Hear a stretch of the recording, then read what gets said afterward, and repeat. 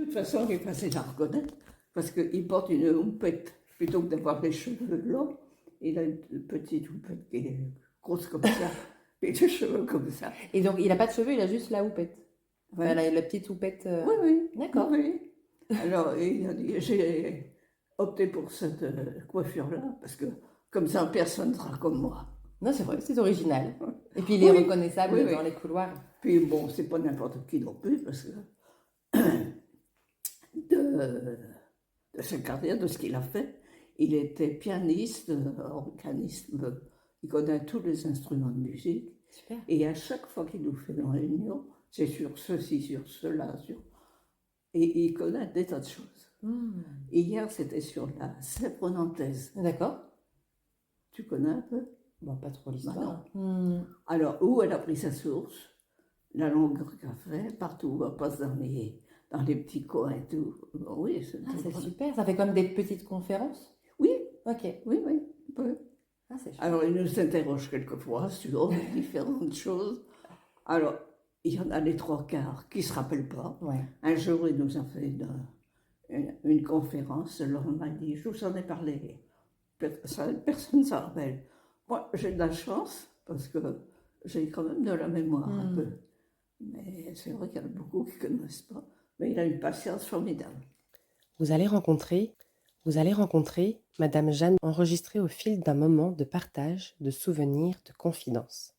Ce podcast a été conçu pour que ces mots, ces émotions, ces silences vivent encore et que sa voix continue de résonner dans les cœurs de ceux qui l'aiment. Parce qu'il n'y a pas d'héritage plus vivant que celui d'une histoire transmise. Jeanne est née le 28 février 1928 à la Cognardière, en Loire-Atlantique. Ce portrait sonore est le reflet d'une vie tissée de souvenirs, d'engagement, de joie simple, de douleur parfois, mais toujours habitée d'amour et d'humanité. Est-ce que vous pouvez me parler un petit peu de votre vie, déjà vous présenter, l'âge que vous dire l'âge que vous avez, votre date de naissance? Bon, ma date de naissance, c'est facile. Le 26 février 1928. D'accord. Le 28 février, je t'ai pas dit le 26. Non, vous avez dit 26. 28 D'accord. février 1928. Ah, c'est rigolo, ok. Ça fait que j'ai quel âge? Vous n'êtes pas habitué 97 ans. 97. Ouais, ça, 97. Oui, si c'est facile à calculer, parce que, 1928, 100 ans, ça fait 28. Bon, ah ouais, je ne calculais pas comme ça. Moi, en fait, je me suis dit 8 et 7, ça fait 15 et on est en 2025. Enfin, voilà. Chacun a sa mémoire, sa méthode de calcul. Oui. Puis nous, on a été habitués à faire beaucoup de calculs mentaux. Alors que maintenant, ils prennent tout de suite la calculette. Et puis le téléphone maintenant. Oui.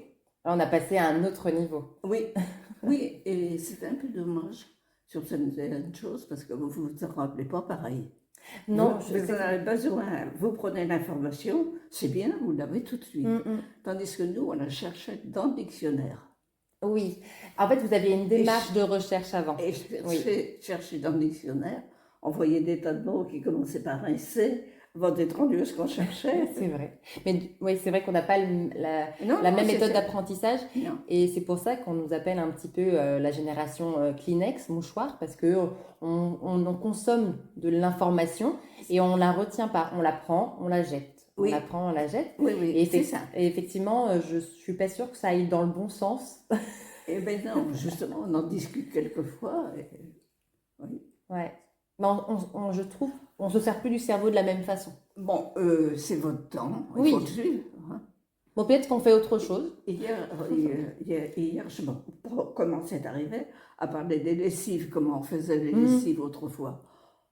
J'ai dit, mais vive la mère de Denis, parce que... Oui, parce que vous, comment ça se passait, vous, les lessives? C'était au lavoir? Ou dans une bassine? Non, il n'y avait pas de lavoir chez nous. D'accord. Et on avait en face où j'habitais, un chemin où il y avait des fosses de chaque côté. D'accord. Alors, on avait une fosse, mes parents avaient une fosse. Ma tante qui habitait dans le village aussi avait une fosse là. Les voisins, tout le monde avait sa fosse. D'accord. C'était pour les eaux usées? C'est-à-dire un trou d'eau. Ah non. D'accord. Un trou d'eau, c'est l'eau qui tombait du ciel. Ok. Et c'est de l'eau bien claire et bien belle. Mais pour faire la lessive, on mettait d'abord à tremper dans un baquet. Un baquet, vous ne savez pas ce que c'est. Une petite bassine? Oui, Oui. Elles étaient en bois. Ok. Parce que ça n'existait pas. Le plastique, ouais. Ça n'existait pas en plastique. Et en plus, j'ai connu le fer galvanisé avant. D'accord. Avant le plastique. Alors là, c'était des baquets en bois. D'accord. Et ces baquets-là étaient faits avec une barrique. Une barrique, là, vous savez ce que c'est? Oui, ça, je sais. Oui, alors la barrique tient en deux. Ok. Donc, ça faisait 2 baquets. Exactement. Et normalement, on pouvait utiliser pour les animaux aussi, comme un abreuvoir. Oui, oui. Oui, pareil. Alors, nous, on avait ça pour faire la lessive. Mais il fallait d'abord chauffer l'eau. D'accord. Dans un chaudron, un grand chaudron, qui était par en dessous, il y avait un petit foyer, quoi, on appelait un foyer, et une cheminée pour que la fumée s'évacue. Alors, il fallait chauffer l'eau, remplir le baquet. Chaudron. Oui, le chaudron, pardon. Oui. C'était un chaudron. Oui, chez nous, il était en cuivre. Mais il y en a beaucoup qui avaient des chaudrons en fer. Nous, on avait un chaudron en cuivre, donc qui était pris dans le ciment, avec le petit foyer en dessous, et puis on faisait.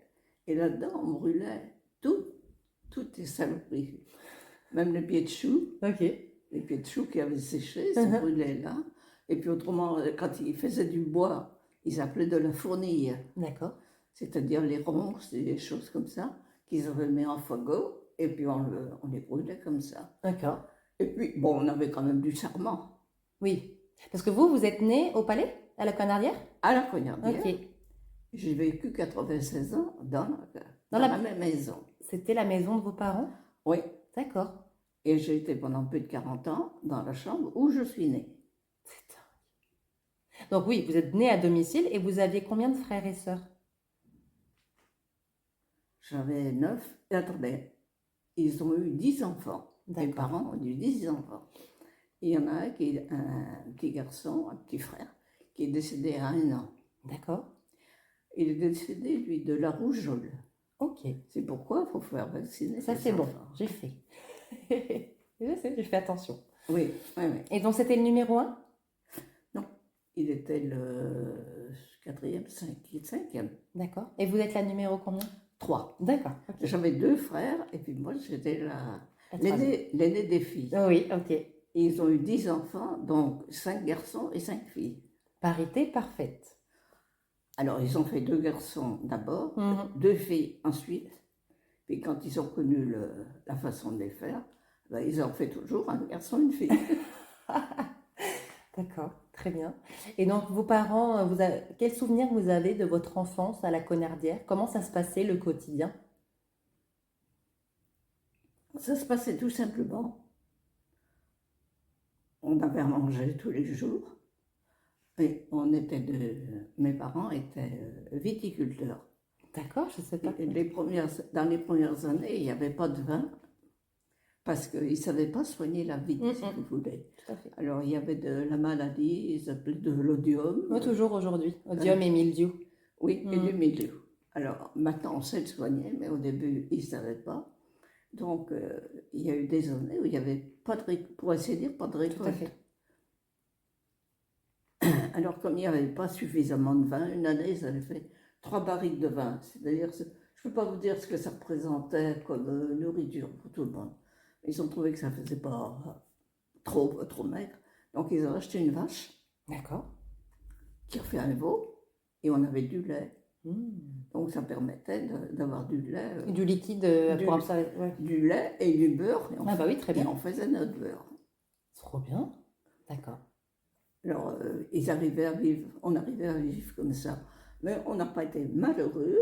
On a toujours eu une enfance, on a toujours eu à manger ce qu'il fallait. Mais on n'avait pas de bonbons, ni de gâteaux, ni rien du tout. C'était peut-être pas plus mal aussi. Hein. Des gâteaux, on allait en chercher parce qu'il y avait une épicerie dans le village. Ok. Alors que s'ils venaient des cousins de Nantes, quand ils venaient, alors là, ils donnaient quelques sous, tu vas y chercher 100 grammes de petit beurre. Ah oui, bah oui, tout à fait. Parce que ça se vendait comme ça au détail. Génial, ok, trop génial. Alors, vous en prenez 100 grammes, 150 grammes. Alors, bon, on avait droit à un gâteau. Bien sûr. Il ne fallait pas les casser en arrivant. Mais il était bon, non? Ah, mais on le trouvait vraiment bon. Mais vous savez qu'une orange, on la séparait, on avait un quartier.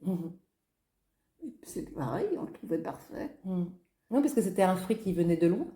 Oui. Donc ça avait une certaine valeur aussi. Oui, ça avait une valeur. Et puis, donc, ils ne savaient pas pour nous donner une orange à chacun. Tout à fait. Ouais, c'est vraiment la différence avec aujourd'hui. Mais moi, je n'ai pas été malheureuse. Je n'étais pas envieuse. Si des autres avaient quelque chose, ça m'était égal. Bon, du moment où on était toujours habillés propres. Elle nous achetait ce qu'on appelait un sarrau. Parce que je ne sais pas ce que c'est. Vous savez ce que c'est? Une blouse, quoi. D'accord. Tous les 18 mois, on en avait une. Et puis autrement, il y avait l'autre qui faisait le relais, oui, quoi, tout à si fait. vous voulez, l'un ou l'autre. Les vêtements, bon, on les passait de l'un à l'autre. Oui, les enfants, oui, tout à fait. Hein. Tandis que maintenant, bon, il y a un vêtement, elle porte 15 jours, 3 semaines, et puis on met la poubelle. Puis on les retrouve dans le désert. Ah oui, j'ai vu des articles et les émissions. C'est vraiment un scandale, je pense, que l'hyperconsommation a enlevé de la valeur aux choses. Ils sont en train d'essayer maintenant de revenir en arrière, mais... C'est pas facile, ça. Avec la mondialisation et les pays qui n'ont pas les mêmes lois et les mêmes contraintes environnementales, que voulez-vous? C'est pas facile. S'il y en a un qui fait des efforts, l'autre va en profiter pour prendre le marché. Donc lui, il va se dire, pourquoi moi, j'ai pas le droit? Du coup, il va revenir. Enfin, il y a beaucoup d'ego et puis beaucoup de... Mais justement, on discute souvent des choses comme ça. Alors, lui, quand même, il étudie beaucoup de choses, mais des solutions, on n'en trouve pas beaucoup. Hein. Non. Il y a trop d'intérêts financiers et de pouvoir derrière. Je crois que c'est ça qui gouverne le monde aujourd'hui. C'est ça. En fait, c'est ça. L'argent, c'est ça qui fait la guerre. J'ai eu la discussion avec Alexandre hier en disant, est-ce que tu penses si c'était des femmes au pouvoir, déjà, il y aurait peut-être moins d'ego démesuré. Et puis l'argent et le pouvoir, c'est un autre débat. Mais pour revenir sur votre enfance, donc vous étiez pour revenir à la lessive. Ah oui, mais moi ça m'intéresse. Là, on dit revenons à nos moutons. Oui, bon, la lessive est au baquet. Vous alliez à l'école? Oui. Oui. Et c'était loin? 3 kilomètres. À pied, tous les jours, matin et soir. À pied, en sabot. De bois? Oui. D'accord. C'était confortable? Mais bien sûr. D'accord. Ma maman, elle était allée à l'école en galoche. Vous voyez pas ce que c'est une semelle de bois. Ouais. Et puis en cuir jusqu'à la cheville et tout.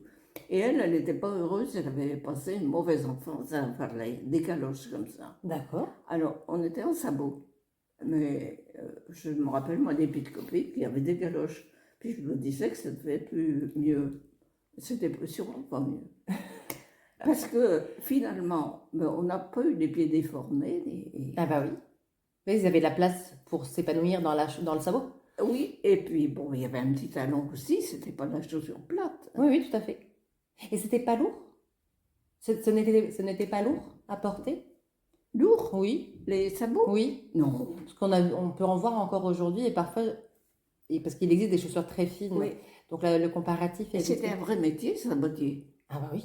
Et c'était beau, hein, le moulage, etc., ce qu'ils arrivaient à faire. Oui. Oui. Non, on avait des beaux petits sabots. Alors au début de l'année, on appelait le sabot hirondelle. C'est-à-dire que là, il avait un petit truc en cuir, comme ça, par-dessus, puis derrière aussi. Mais quand ils étaient usés, avant la fin de la saison, on avait le sabot de bois ordinaire. D'accord. Donc hirondelle et ordinaire. Oui. D'accord, ça doit être joli avec le petit liseré en cuir. Oui. Ça doit être beau. Oui. D'accord. Il y avait une boutique au Palais? Il fallait aller à Nantes. Au moins 2 sabotiers. Ah oui. Ah oui. Ça avait le vent en poupe. Oui. 2 sabotiers. Mais vous savez, avant la guerre, il y avait des commerces, plein de commerces tout le long. D'accord. Parce qu'au Palais, il y avait...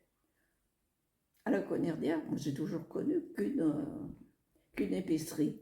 Mais quand mes parents se sont mariés, il y en avait 2. D'accord. Bon, après, il n'y en avait qu'une. On arrivait au bout du Palais, après la gare, il y avait 1, 2, 3 cafés, une épicerie. On arrive à Saint-Michel, vous voyez. À Saint-Michel, il y avait le boulanger, le forgeron, une épicerie, une boucherie, Ah oui. une charcuterie. Et après, je ne sais pas à quelle époque, il y avait un restaurant. D'accord. Ça faisait quand même pas mal. Ah bah ça fait beaucoup. Dans Saint-Michel, avant la chapelle. Et après le bourg, il y avait la minoterie. Oui, très bien. Qui est maintenant des appartements. Oui, qui est un appartement. Et en arrivant après plus loin, il y avait une épicerie sur la gauche. Ok. Il y avait après, à côté de chez mon frère, une épicerie, une coiffeuse. Oui, finalement, ça reste. Un bourrelier. Ok. Une modiste. Ah oui, c'est joli comme terme. Oui, et c'est des métiers qui ont disparu. Ah, mais ça vaut. Et au palais, il y avait aussi un notaire là. Ok. Et au palais, on avait aussi un bijoutier. Ah oui. Et oui. Mais du coup, c'était une boutique, mais surtout, il fabriquait. Oui. C'était un atelier. Ah bah non, le bijoutier, il fabriquait pas quand même. Ah bon? C'était juste un revendeur. Oui. D'accord. Oui, oui. Et comment vous avez abordé la guerre? Comment vous l'avez vécue, vous?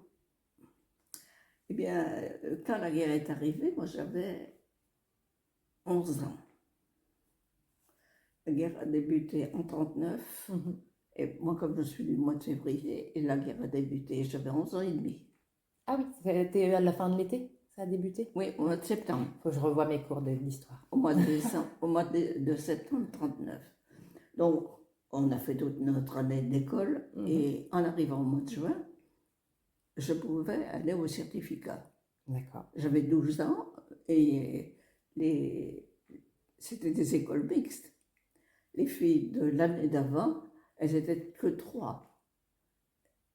Et notre institutrice n'a pas jugé bon, ne les voyait pas capables d'aller au certificat. Donc, de notre année, elle en a poussé plusieurs comme ça. Et moi, je suis allée au certificat à 12 ans. Génial. C'est à quel âge normalement? 13, 14. Oui, ce que j'allais dire 14, ok. Un peu comme le brevet aujourd'hui. Oui. D'accord. Alors, moi, j'ai passé 2 certificats parce que comme on en allait à l'école libre, il y avait le certificat national et le certificat du diocèse. Ah oui, d'accord. Oui, parce qu'à l'époque, l'Église était encore très impliquée dans l'éducation. Oui, oui. Alors ça, j'ai fait le 3 et 10 juin, c'était mes certificats. Et les Allemands sont arrivés le 20 et quelques juin au palais. Alors, les écoles ont été fermées parce qu'ils ont réquisitionné les écoles pour mettre les Allemands. Puis comme ça arrivait la saison des vacances, bon, ça s'est passé comme ça, ils ont pu rouvrir les écoles au mois de septembre. D'accord. Moi, j'y suis pas retournée. D'accord. J'étais à l'école jusqu'à 12 ans, c'est tout. De 6 ans à 12 ans. D'accord. Et pourquoi vous n'êtes pas retournée? Parce que j'avais déjà 4, 5 frères, 6. On était déjà 6 et on en attendait. Il y en a d'autres qui sont arrivés après. Effectivement. Alors, il y avait grand besoin d'aide à la maison. Ouais, d'accord. Alors, voilà, tu veux plus aller à l'école. Alors, j'avais mon certificat, c'était bon. Allez, va plus à l'école. D'accord. Donc, j'ai pas été à l'école. Et 6 mois après, j'ai eu la dernière petite sœur, elle est née là. Ok. Alors, ça, je me rappelle, ma maman m'avait dit, tu seras sa seconde maman. Oh, ben oui. Et c'était ok? Enfin, est-ce que vous étiez déçue d'arrêter l'école? Ou c'était commun à l'époque et c'était oui, ok? D'accord. Oui. Ouais. Ça m'était égal. C'est dommage parce que j'y pensais l'autre jour. Je faisais en vacances, en temps ordinaire, quand on avait du temps, j'aimais bien faire l'école avec mes frères et sœurs. Ah, génial. À jouer à la maîtresse, ce qu'on appelle. Ouais. Ah, super. Jouer à la maîtresse, j'aimais ça. Et j'aurais bien aimé faire ce métier? Oui, institutrice. Mais je n'en ai pas souffert, c'était comme ça. Oui, tout à fait. Et vous avez fait quoi comme métier? Parce qu'en fait, moi, je ne sais pas. Alors, vous avez 13-14 ans, vous avez votre certificat, enfin 12-13 ans. Oui. Vous aidez à la maison? J'aidais à la maison. On allait au champ, ce qu'on appelle. Oui. On met la vache dans le pré, on allait la garder, on tricotait. Ah, génial. Et puis à 16 ans, on a trouvé ma maman trouvait chez la couturière, je pouvais y aller apprendre à coudre. Ok. Alors j'ai été pendant un peu plus d'1 an parce qu'elle a eu un problème de santé, donc elle était obligée d'arrêter un petit peu. Donc ça s'est coupé un petit peu, mais je suis à peu près 1 an. Alors là, je savais coudre, mais chez cette couturière, je n'ai jamais piqué la machine, ni repassé, ni dessiné une robe. On avait le droit de la regarder quand elle coupait la robe, et puis autrement, c'était elle qui faisait. piquait. C'était frustrant. C'est un apprentissage particulier. Oui, hein? Ah oui. C'est qu'elle ne voulait pas se faire shipper son travail? Je sais pas. Non, je sais pas. Elle voulait sans doute peut-être pas abîmer sa machine. Elle a peut-être peur qu'on l'abîme. Je sais pas trop. Et puis après, finalement, j'ai appris à coudre après, quoi. Toute seule. À la maison? Votre maman, elle avait une machine? Ah oui. Ok. Oui, oui. Donc vous aviez vu? Donc vous aviez appris sur la machine? Non, vous n'avez pas appris sur la machine, quand même, un petit peu? Sur la machine à la maison? Oui, c'est ça. Oui. Et après, vous avez appris à dessiner aussi, à modéliser une robe ou des choses comme ça? Oui, après, on achetait des patrons. Oui, très bien. Qu'on appelait des patrons. Donc, on peut faire encore aujourd'hui de toute façon. Oui.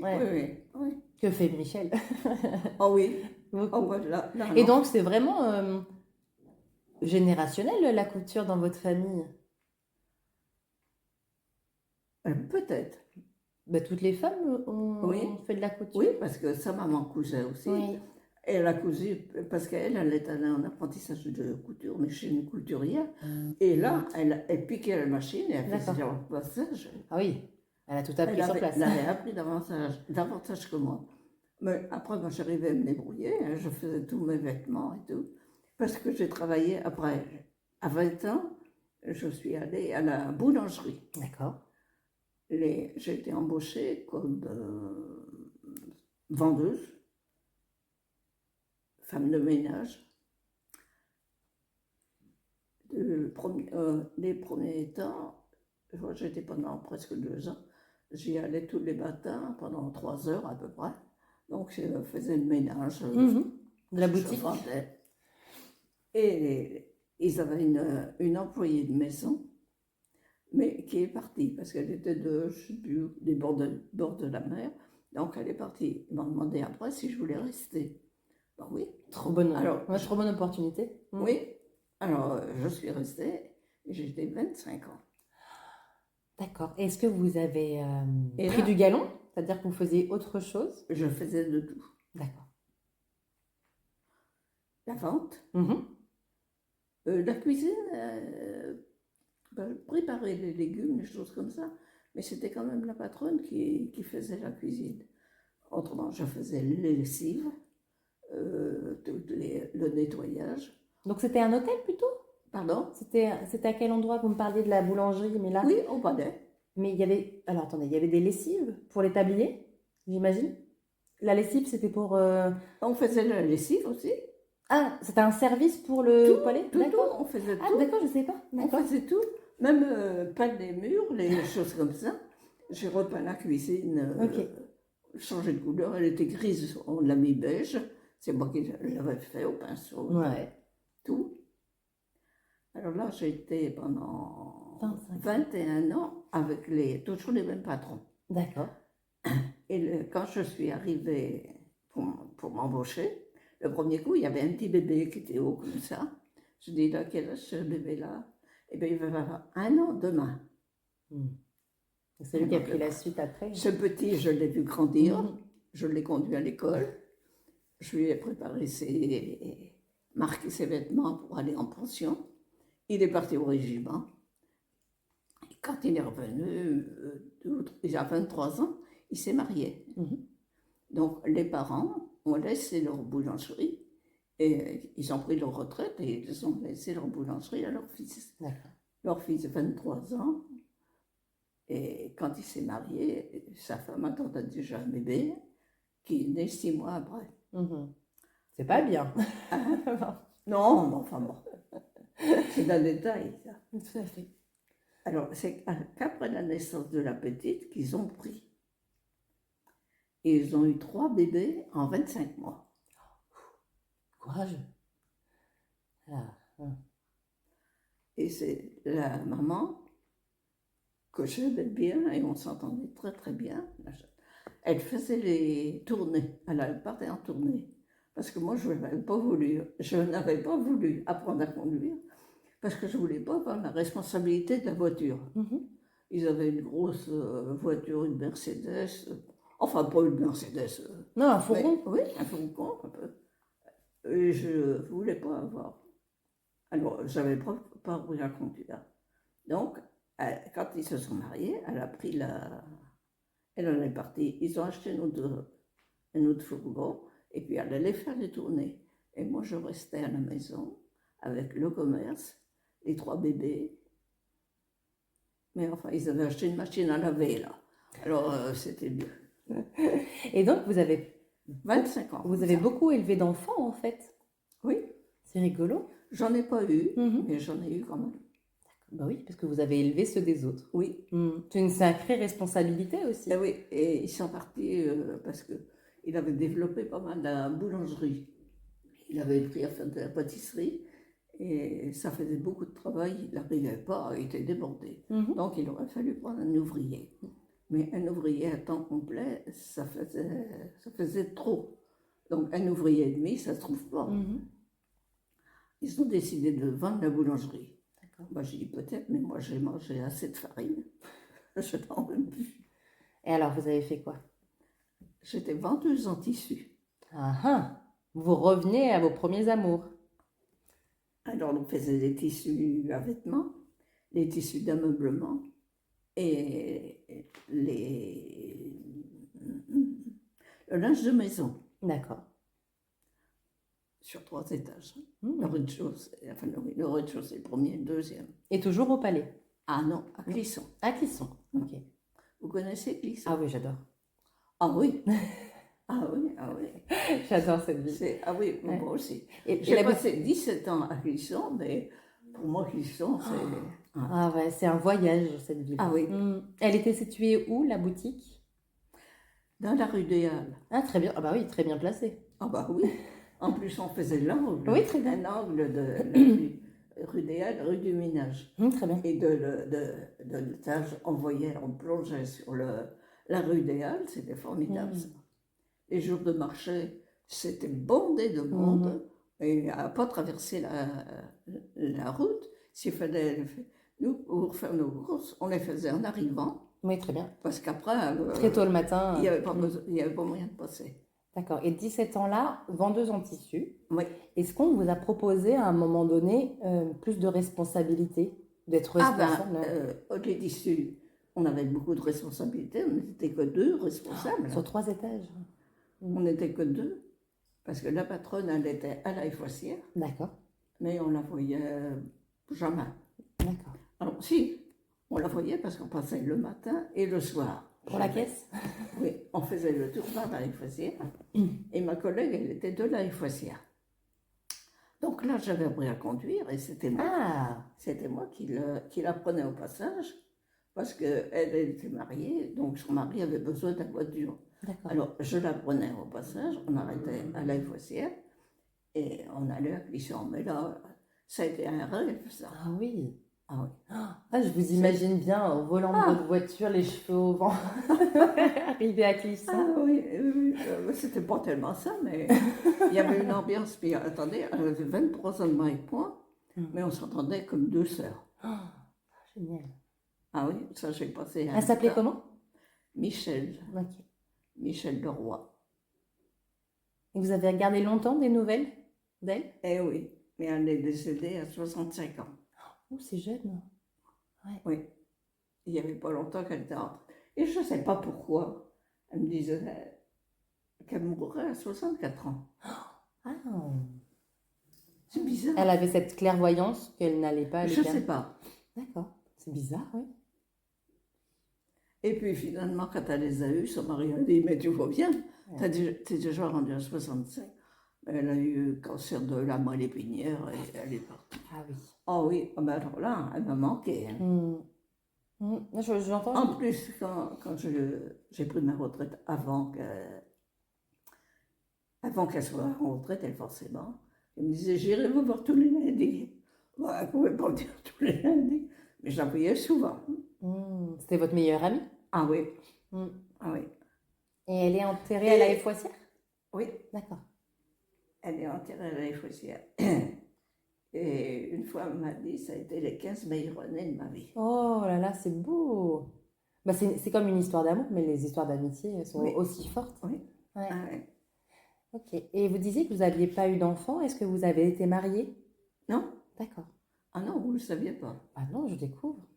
Mais je n'ai pas posé trop de questions. Je voulais avoir, entre guillemets, votre version à vous. C'est important. Non. D'accord. On était 9. Ok. Ils se sont tous mariés, et puis bon, je suis restée là. Et c'était un choix ou c'est parce que vous avez rencontré personne? Voilà. D'accord. J'ai rencontré personne. D'accord. Oui, c'est la vie. J'ai rencontré beaucoup de monde, mais je n'ai pas rencontré l'amour, quoi. Tout à fait. Mais vous avez rencontré les amitiés. Oui, voilà. C'est beau aussi. Et c'est un regret de ne pas avoir eu d'enfant? Oui et non. Parce que j'ai profité des enfants des autres. Et vous étiez tranquille après? Non. Oui, parce que, puis en plus, bon, après j'ai eu des neveux et des nièces. Et... Ouais. Donc il y avait toujours des enfants autour de vous? Oui. C'est beau. Et donc une fois à la retraite, vous viviez, vous étiez nombreux dans la maison? Ou vous viviez toute seule? Je vivais toute seule. D'accord. Parce que j'ai perdu mes parents en 82. Donc j'avais 54 ans. D'accord. Mon papa est décédé au mois d'avril. Fin mars ou début avril. Je sais plus. Enfin, quelques jours près. Et ma maman est décédée au 16 décembre. Ah oui. La même année. De chagrin d'avoir peur? Non. C'est ce qu'on disait à l'époque. On disait souvent Madame suit au monsieur. Oh, je ne sais pas. Elle est morte, elle avait eu 10 enfants et elle est morte toute seule. C'est triste. Hein.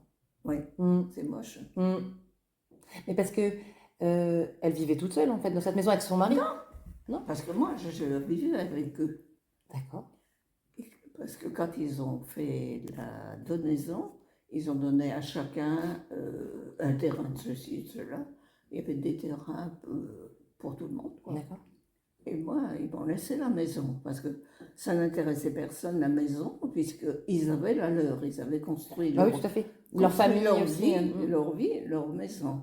Donc la maison m'est restée, en ayant un petit peu plus de valeur que ce qu'avaient les autres. Donc c'était fait chez le notaire, tout ça. Donc elle avait un petit peu plus de valeur, mais j'avais la charge des parents. Ah oui, d'accord, j'entends. Pour que ce soit plus équilibré. Il m'avait laissé la charge des parents. Mais quand même, j'avais eu un beau-frère qui était gentil. Et puis il avait dit à sa famille, il a dit, c'est quand même pas normal qu'elle ait la charge des parents. Alors bon, c'était convenu que s'il y avait besoin quand même, ils étaient là. D'accord. Oh, c'est bien. Alors je suis restée avec eux. D'accord. Et vous dites qu'elle est morte toute seule, votre maman? Vous n'étiez pas là, vous étiez au travail? Mon papa est mort en 82, je vous dis fin mars. Et moi j'avais l'idée, comme la maison était à moi, de l'arranger, de la transformer. On avait un carrelage, c'était des carreaux de ciment à ce moment-là. Et puis mon père, il ne fallait pas toucher à la maison, parce qu'elle était très bien comme ça, hein. Il avait toujours vécu là-dedans. Il était arrivé dans la maison 6 mois, lui. Ah oui, d'accord. Alors, il avait toujours vécu là-dedans, il n'y avait pas de raison. On a fait quelques améliorations, mais pas beaucoup. Donc, il y avait des choses, je me disais, tiens, je ferais plutôt comme ça. Il ne fallait pas y toucher. Et puis, quand il est décédé, j'avais 2 frères qui étaient menuisiers. D'accord. Et le plus jeune m'a dit, mais qu'est-ce que tu vas attendre? Fais-le donc tout de suite. Donc, on a fait les papiers, les demandes, puis j'étais contente parce que je me disais, maman va en profiter de ça. Oui, mais pour faire ces travaux-là, il a fallu déménager. D'accord. Parce que tout a été vidé, vidé de la maison entièrement. Et on est allé vivre chez un de mes cousins qui avait fait une maison pour louer. D'accord, oui. Il a loué. Alors, je l'avais loué pour le temps qu'il fallait Donc on a été 4 mois là. Donc, on a déménagé et elle est morte 1 mois après, toute seule dans cette maison. Ah ouais. Elle n'est pas morte chez elle. Ah. Et, et comment vous l'avez vécu, ça, vous? Mal. Vous culpabilisiez? Mal qu'elle soit décédée comme ça toute seule. Surtout que la maison commençait à être bien, il y avait des tas de choses. Alors, comme c'était pas loin, elle venait voir à peu près tous les jours. Puis, elle n'a pas pu en profiter. Alors ça m'a vraiment peiné. Mais quelques années après, 2 ou 3 ans après, j'ai eu ma marraine qui était malade et qui était vraiment pas bien. Et elle avait sa fille qui n'était pas mariée aussi, qui était restée avec elle, qui la soignait et tout. Et quand j'allais la voir, ma marraine, je me rappelle être venue le soir en disant « Mon Dieu, merci, vous avez bien fait que ma maman meure comme ça, parce que les voir souffrir comme ça. » Oui, vous l'avez vu souffrir, votre marraine? Ma marraine, oui. Ben oui, et puis en plus, bon, sa fille, pour sa fille, c'était pas une... Ça doit être très dur. Ouais. Elle était fille unique, elle n'avait ni frère ni sœur pour essayer de lui aider. Tout. Oui, c'est vrai que... Et finalement, ça vous a enlevé la culpabilité et cette peine? Oui, je me suis dit, bon, eh bien, elle est partie comme ça. Rapidement, et... Oui. Ouais. C'était quoi, une crise cardiaque, quelque chose comme ça? Ouais. Oui, sans doute, parce que c'est en mangeant. Ah oui. Elle a peut-être fait son yaourt n'était pas fini. Hein, parce que, bon, elle était quand même... elle avait 81 ans. Et à cette époque-là, c'était déjà des vieillards. Ah bah oui, à l'époque, c'était déjà vieux. Hein. Donc, moi, comme j'emportais mon repas pour le midi, je préparais tout le temps le soir. Donc, je lui préparais à manger. Elle avait juste à le réchauffer et tout. Donc, elle était à manger, sans doute, et elle a mangé son yaourt. On a trouvé son yaourt à moitié mangé, puis elle était tombée. Elle a peut-être fait une fausse route, ou... Enfin, on ne saura jamais, mais... Non, elle a dû faire une crise cardiaque. Ah, d'accord. Et donc, vous avez fait quoi comme activité de... parce que là, non, vous héritez totalement de la maison, et vous vous retrouvez seul dans cette grande maison. Oui, mais je me suis dit, oh là, pourquoi j'étais entreprendre ça? Pour les travaux, oui. C'était pas pour votre maman, en fait. Alors, ils les ont fait, puis j'étais bien contente. Dans belle maison. Le temps, puis ma foi, c'était bien confortable. Mais toujours, je regrettais quand même qu'elle n'en ait pas profité. Ouais, mais ça, c'était pas votre faute. Elle n'en a pas profité, mais elle n'a pas été malade pendant des années à souffrir. Donc finalement, ça s'équilibre. Oui. Et vos journées, enfin, comment étaient rythmées vos journées ensuite? Quand j'étais en retraite? Oui. Ah, bah, attendez, je fais plein de choses. D'ailleurs, on allait marcher, on faisait une marche avec des voisines 3 fois par semaine. Ok. 3 matins, mais on partait à 7h, 7h30. Ou l'hiver, on partait plus tard, 1h et demie à peu près. Puis après, le temps de faire le ménage, le temps passait vite. Et le lundi, j'étais à l'étude des psaumes à mon temps. Mais ça durait 1 heure l'après-midi. Autrement, on avait connaissance du monde. Ok. À Clisson. Le mardi, on allait à la banque humanitaire. C'est-à-dire, on allait tout l'après-midi de 2h jusqu'à 7h à la banque humanitaire. C'est pour distribuer des repas, pour parler avec les gens, repisser des... Pas du tout. Non, je ne sais pas. Nous, j'étais au début à trier les vêtements. Tout à fait. Tous les vêtements, on les triait et on les mettait dans des cartons pour les expédier peut-être dans les pays qu'on avait besoin. Et après, je n'ai pas été longtemps à faire ça. Après, je me trouvais à la pharmacie. Parce que les remèdes, on les recevait aussi comme ça. Donc, il fallait les trier, les mettre par catégorie, enfin les trier, quoi. Et on les préparait en colis pour les expédier. D'accord. Okay. Mais c'était un vrai travail, mais c'était intéressant. Oui, parce que vous serviez à quelque chose. Oui, voilà. Puis c'était une chose utile, quoi. Exactement. Alors ça, la banque humanitaire, j'y suis allée pendant 18 ans. Ah ouais. Une autre carrière, 3 carrières. Oui, oui, oui. Et après, vous avez toujours entretenu aussi votre jardin? Parce que moi, c'est ce que je me souviens bien de votre grand jardin. Oui. Et Agathe, elle s'en souvient. Oui, oui, oui. Oui, oui. Oui, mais c'était commun en fait à l'époque aussi. C'était aussi les fruits, les légumes. Le mercredi, j'allais faire mon marché les Fossières le matin. On rencontre des gens aussi. Le jeudi, qu'est-ce que je faisais jeudi? Le vendredi, on avait du yoga. Et puis après, j'ai fait du yoga. Et puis après, de la gymnastique. De souplesse? Dans l'eau. Ah, aquagym? Oui, aquagym. Génial. Le jeudi, si, on avait souvent, une fois par mois, une réunion des anciens. Ça s'appelait le MCR, c'est-à-dire la retraite des anciens. Alors on avait une réunion une fois par mois et il fallait préparer la réunion. Et ça, j'y allais le mercredi tantôt, préparer la réunion. Puis le samedi, j'allais souvent faire mes courses. Parce qu'il fallait bien quand même manger. Et le dimanche, la messe. Oui. Et petite sieste. Oh, pas tellement.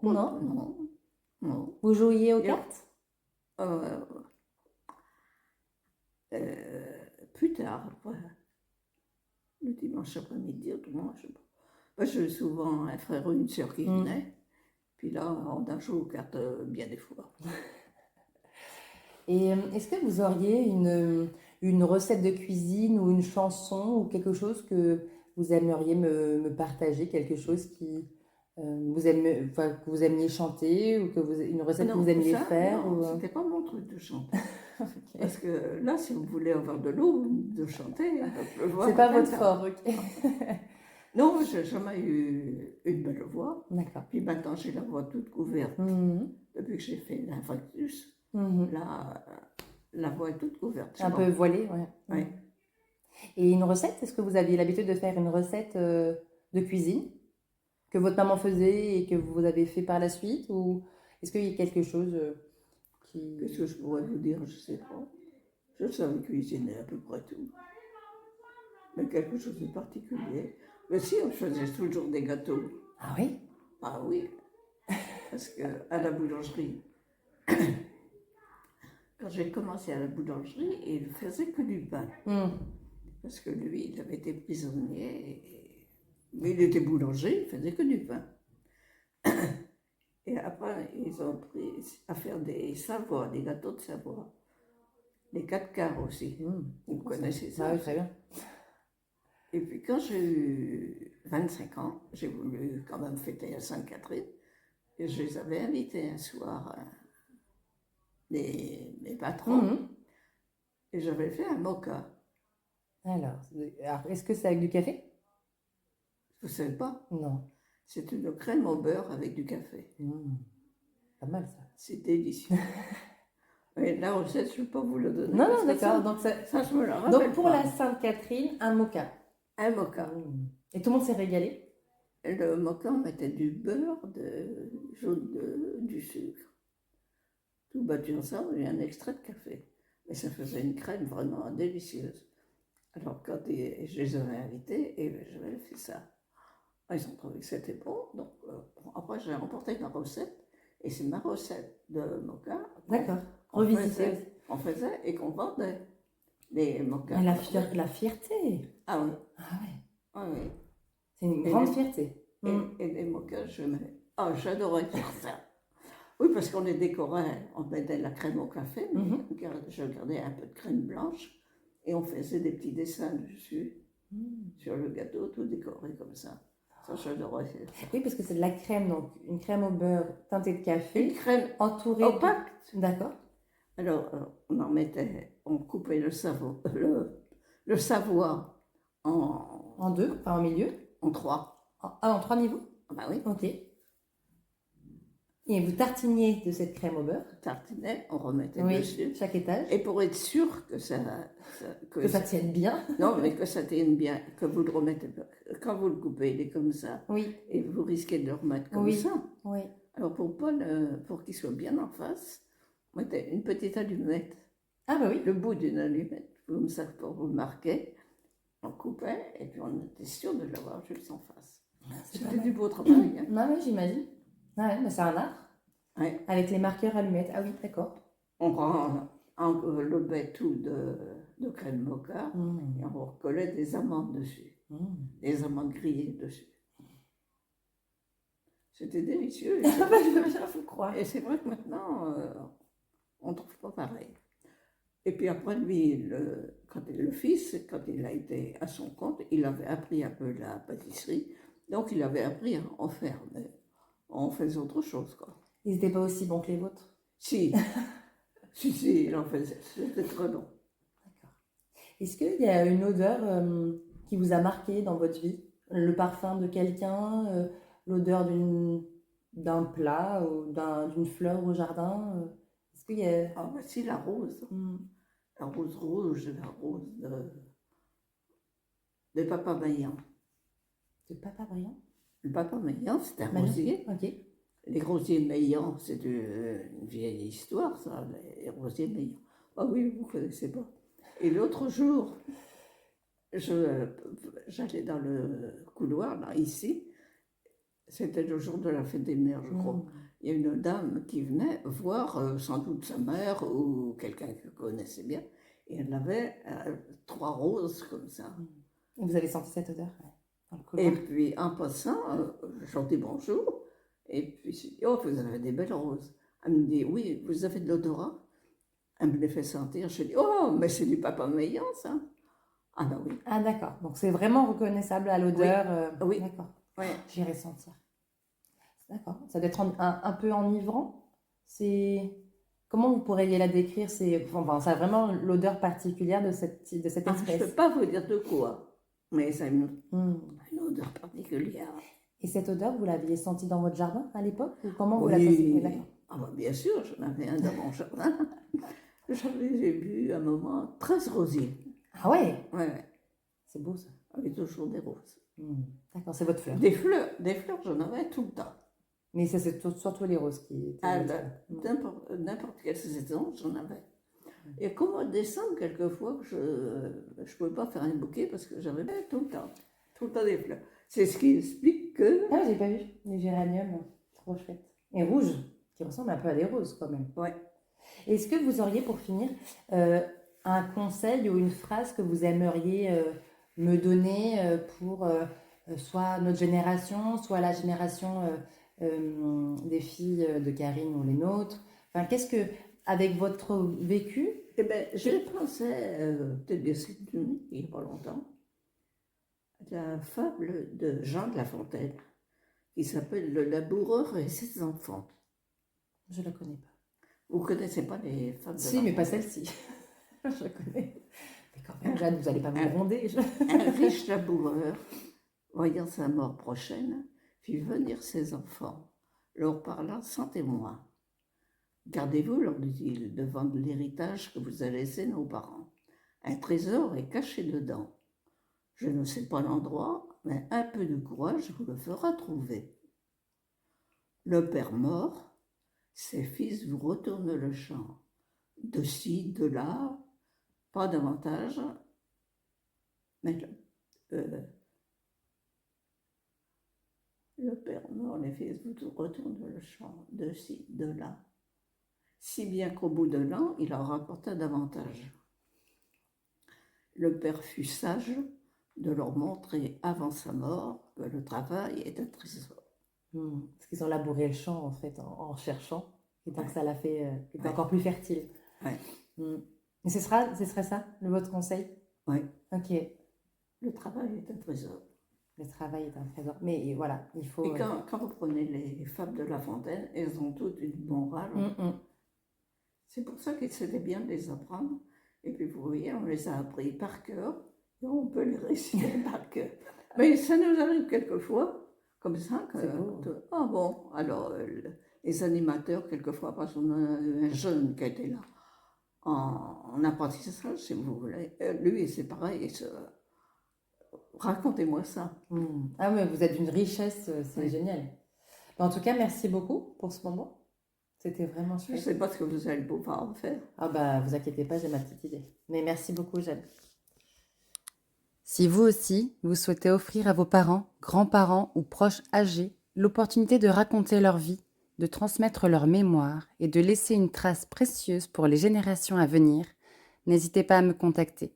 Ensemble, faisons résonner ces voix qui méritent d'être entendues.